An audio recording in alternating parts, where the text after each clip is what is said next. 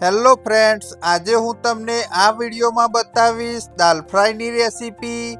જો તમારે અમારા જેવી ઘરે દાલ ફ્રાય બનાવવી હોય તો આ વિડીયોને સ્કીપ ના કરી દેતા, તો હું તમને પરફેક્ટ માપ સાથે દાલ ફ્રાયની રેસીપી શીખવાડીશ।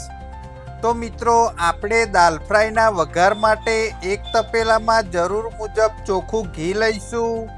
અહીં મેં 500 થી 600 ગ્રામ અમૂલનું ઘી લીધું છે। પછી ઘી ગરમ થઈ જાય એટલે આપણે તેમાં જીરું, તમાલપત્ર, લવિંગ અને થોડા સૂકા મરચાં નાખીને આ દાલ ફ્રાયનો વઘાર કરીશું। પછી આપણે આ દાલ ફ્રાયના વઘારમાં 100 ગ્રામ મરચાં, 100 ગ્રામ આદુ અને 200 ગ્રામ લસણની પેસ્ટને એડ કરી દઈશું। પછી આપણે આ દાલ ફ્રાયના વઘારમાં 2 કિલો જેવી સૂકી ડુંગળીની કટકી નાખીશું। આ સૂકી ડુંગળીને આપણે દાલ ફ્રાયના વઘારમાં નાખ્યા પછી આપણે તેને મીડિયમ ફ્લેમ ઉપર થોડીવાર ચડવા દઈશું। પછી આપણે તેમાં 1 કિલો જેવા ટામેટાની ગ્રેવી નાખીશું।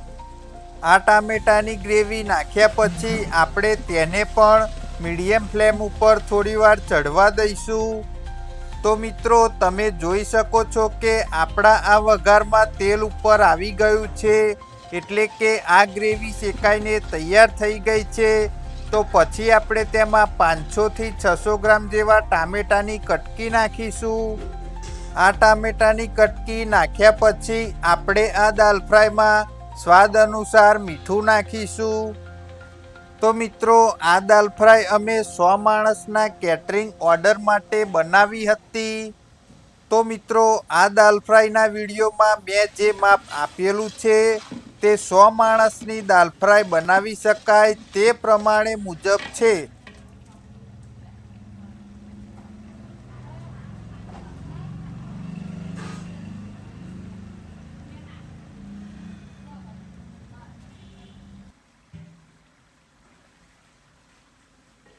પછી આપણે આ દાલ ફ્રાયમાં તીખું મરચું, હળદર અને કાશ્મીરી મરચું સ્વાદ અનુસાર એડ કરીશું।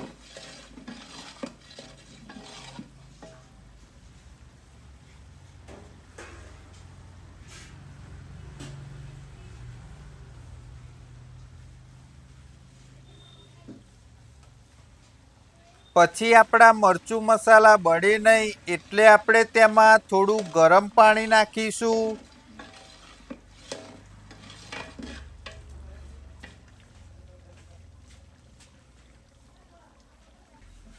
આ દાલ ફ્રાયમાં પાણી નાખ્યા પછી આ રીતે આપણો વઘાર ઉકળે એટલે આપણે તેમાં 3 કિલો મિક્સ દાળ એડ કરી દઈશું।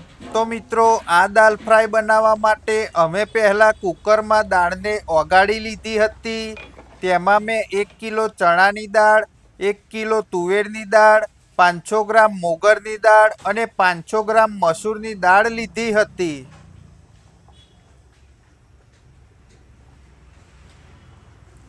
તો મિત્રો, આ દાલ ફ્રાય આ રીતે ઉકળી જાય એટલે આપણે તેમાં થોડો કિચન કિંગ મસાલો, થોડો ગરમ મસાલો, ધાણા જીરું પાવડર, થોડો બાદિયાનો પાવડર અને કસૂરી મેથીને એડ કરી દઈશું।